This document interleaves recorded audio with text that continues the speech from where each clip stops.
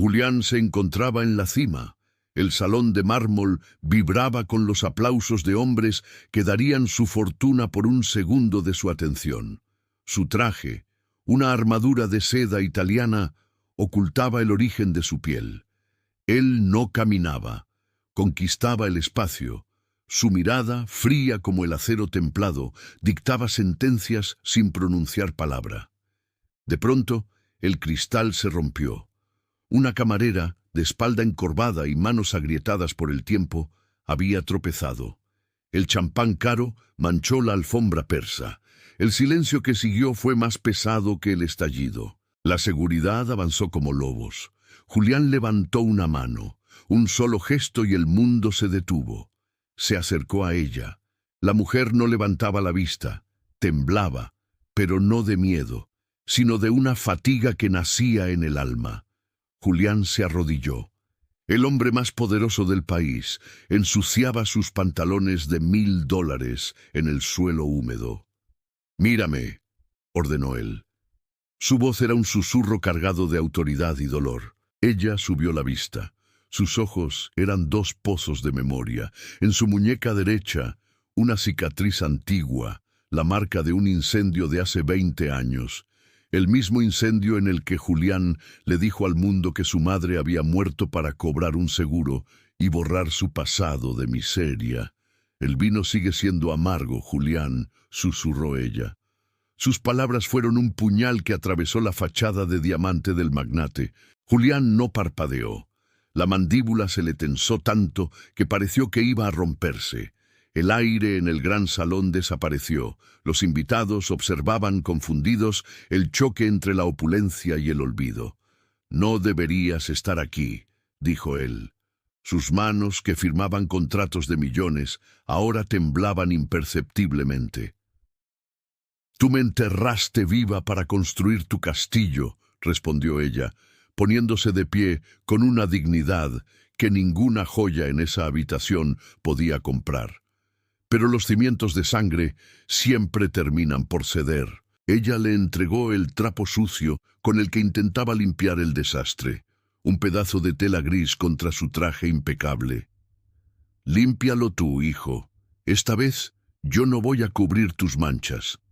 La mujer caminó hacia la salida. No miró atrás. Julián se quedó allí, rodeado de su imperio, sintiendo por primera vez que el oro de su corona pesaba demasiado y que su ayer, finalmente, lo había alcanzado para cobrar la deuda. Los susurros en el salón cortaban el aire como cuchillas de afeitar. Los hombres de negocios, que hace un minuto buscaban su aprobación, ahora retrocedían. El aura de invencibilidad de Julián se estaba desmoronando, dejando al descubierto al niño asustado que alguna vez fue.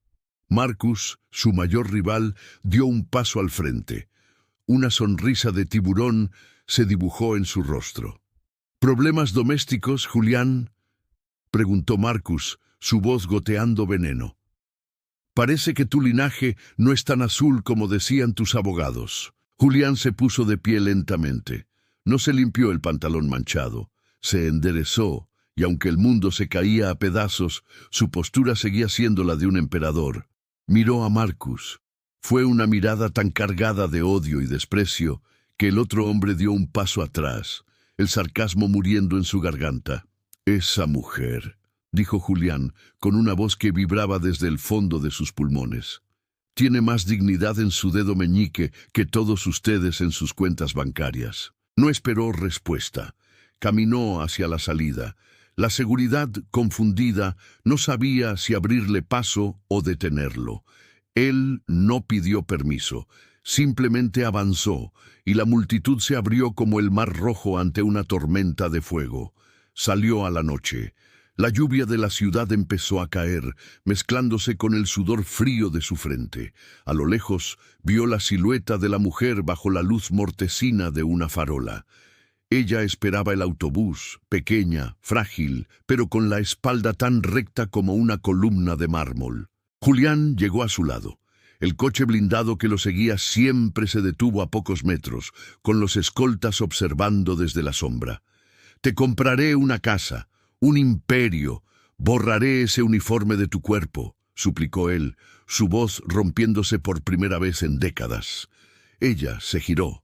No había odio en sus ojos, solo una piedad infinita que dolía más que cualquier golpe. «No puedes comprar el perdón de alguien a quien enterraste vivo, Julián», respondió ella.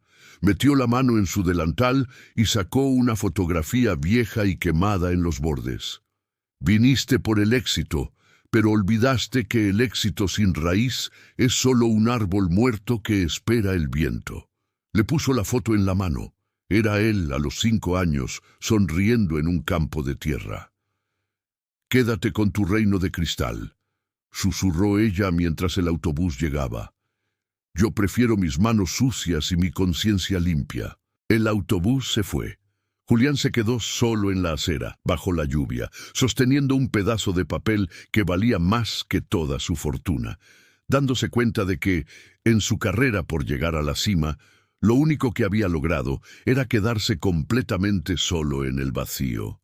La lluvia no solo mojaba su traje, estaba lavando la mentira. Julián miró la fotografía en su mano. El agua hacía que los bordes quemados se deshicieran, como se deshacía su vida entera en ese instante. A sus espaldas, las puertas del salón se abrieron. Sus socios, sus amigos, salían con la mirada gacha, evitando el contacto visual con el hombre que acababa de ser despojado de su misterio. Julián se dio la vuelta.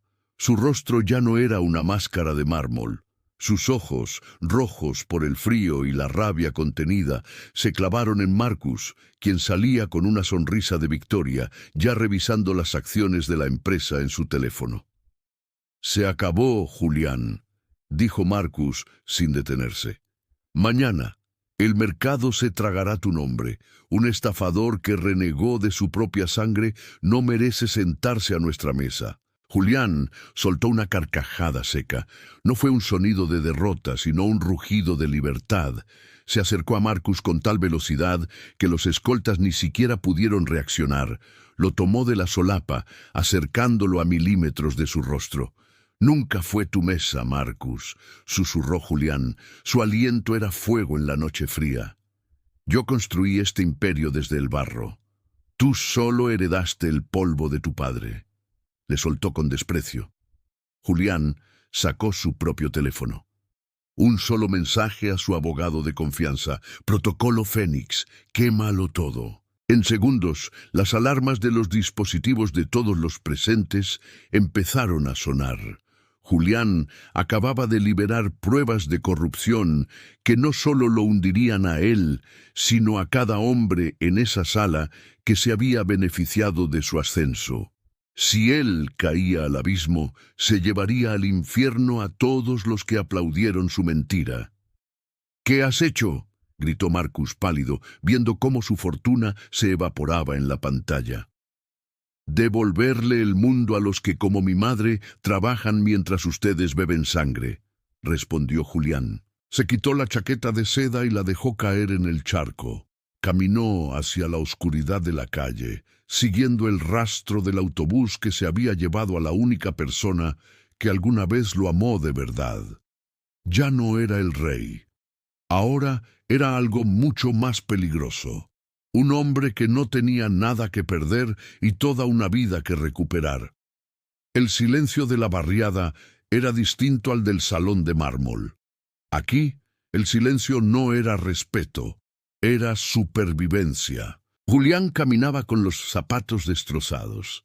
El agua se filtraba por las costuras de su calzado de lujo, recordándole que, debajo de la seda, sus pies seguían siendo los de aquel niño que corría descalzo sobre el asfalto caliente. Se detuvo frente a una casa de paredes descascaradas. Una luz tenue parpadeaba en la ventana. Ella estaba ahí, sentada en una silla de madera vieja, cosiendo un uniforme que ya no era el de la fiesta, sino el suyo propio. Sus manos no se detuvieron cuando la sombra de Julián oscureció la entrada. «El fuego ya empezó», dijo él. Su voz era un hilo de humo. La mujer levantó la vista. No miró su traje arruinado, ni las ojeras que le hundían el rostro. Miró sus manos. Estaban vacías. Has tardado 20 años en soltar el oro, Julián, respondió ella. Su voz tenía la solidez de la tierra. ¿Qué te queda ahora? Julián dio un paso hacia la luz. Sus hombros, que cargaban el peso de un imperio financiero, finalmente se desplomaron.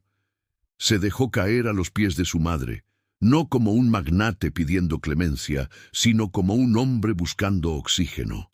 Nada, susurró él, hundiendo la frente en las rodillas de la mujer. No me queda nada. Mentira, sentenció ella dejando la aguja a un lado. Ahora te tienes a ti. Por primera vez, no eres un invento de los periódicos. Ella puso una mano sobre su cabello empapado. El contacto fue eléctrico. Julián sollozó, un sonido desgarrador que rompió la última barrera de su arrogancia. En esa habitación pequeña, rodeado de pobreza, Julián se sintió más poderoso que nunca. La policía no tardaría en llegar. Las sirenas ya empezaban a aullar a lo lejos, buscando al hombre que lo había incendiado todo. Pero mientras los dedos de su madre acariciaban su frente, Julián supo que la cárcel sería un paraíso comparado con la prisión de mentiras en la que había vivido. ¿Estás listo para volver a empezar desde el suelo?, preguntó ella. Él levantó la mirada.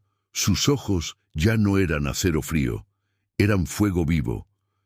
El barro, dijo Julián, poniéndose de pie con una dignidad renovada, es el único lugar donde algo real puede crecer. Las luces rojas y azules comenzaron a lamer las paredes descascaradas de la pequeña sala. El estruendo de las sirenas era el requiem de una vida de lujos, pero Julián no se inmutó. El hombre que hacía temblar la bolsa de valores ahora solo sentía el calor de la mano de su madre. El aire olía a lluvia, a ozono y a libertad. «Están aquí», susurró la mujer, su mirada fija en la puerta que vibraba bajo los golpes de la autoridad. Julián se giró suavemente. Ya no era el magnate del traje de $1000. Se ajustó los puños de su camisa empapada como si se preparara para la gala más importante de su existencia. Sus movimientos eran lentos, precisos, cargados de una autoridad que no emanaba de su cuenta bancaria, sino de su propia verdad. «Ábreles, madre», dijo él. Su voz era un trueno tranquilo. Un rey no se esconde cuando su reino de cenizas termina de arder. Ella caminó hacia la entrada con la espalda recta. Al abrir, el frío de la noche y el grito de los oficiales invadieron el recinto. Los cañones de las armas apuntaron al centro del pecho de Julián. «Julián Valente queda arrestado por fraude y conspiración», gritó el capitán, pero su voz flaqueó al encontrarse con los ojos del hombre. Julián no levantó las manos en señal de derrota. Caminó hacia ellos con la frente en alto. Al pasar junto al oficial, se detuvo un segundo.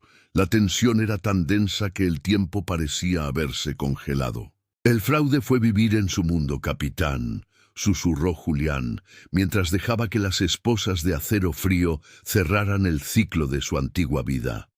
«Hoy, por fin, vuelvo a casa». Antes de subir a la patrulla, Julián se giró. Miró a su madre, quien sostenía la fotografía vieja contra su pecho. Ella le dedicó una sonrisa leve, la misma que le daba cuando era niño, y se caía en el barro. Una sonrisa que decía que las heridas sanan, pero la dignidad es eterna. Julián entró en el vehículo. Mientras lo alejaban del barrio, miró por la ventana empañada. El imperio de cristal se había derrumbado, pero en su mano derecha, oculta, conservaba un pedazo de tierra que había recogido del suelo de su madre. El mundo lo llamaría criminal. Él, por primera vez, se llamaba a sí mismo hombre. Los recuerdos de su ayer ya no eran una carga, eran el mapa que finalmente lo había llevado de vuelta a la luz. Toda gran historia tiene un final, pero cada final es un nuevo comienzo. Si este desenlace te llegó al corazón, suscríbete y dale un like. No te pierdas nuestras próximas historias, donde el alma siempre tiene la última palabra. Nos vemos en nuestra próxima narración.